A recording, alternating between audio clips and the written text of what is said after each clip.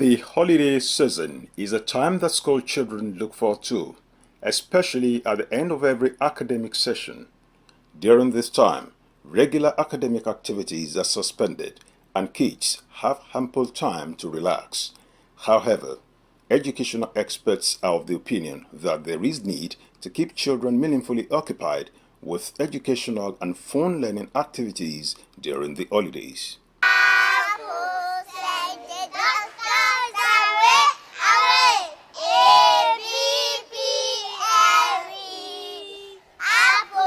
Many children are usually, engaged, wrongly when they are on holiday because they look, oh, this is time for freedom and all that. So, oh, okay, now I can begin to enjoy myself. But you see, it's not really enjoyment if they are not restricted, because it could even end up damaging them if not properly, monitored. There are a lot of things online that children get exposed to that actually does more harm than good. So, for instance, if they use the internet as a tool, for skill development and other learning, it might help them. While it is important to engage children with fun-filled activities, it is as well expedient to keep them intellectually active through online tutoring and coding classes. Coding is a lot of fun. I mean, you will notice that the generation that we are bringing up now, we call them the Gen A or the Gen Alpha, the Alpha generation.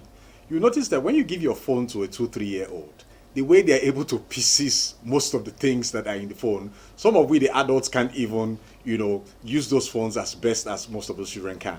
So coding is a step-by-step introduction into the real life and the real dynamics of computer science. So coding is not too challenging. It's something that children should be introduced to at a very young age, as early as the age of 4, 5, 6. And you find 4, 5, 6, 7-year-old children already writing codes that can be translated into games and translated into the apps that they can build and will be useful for children and even adults. Summer camps are greatly beneficial for children.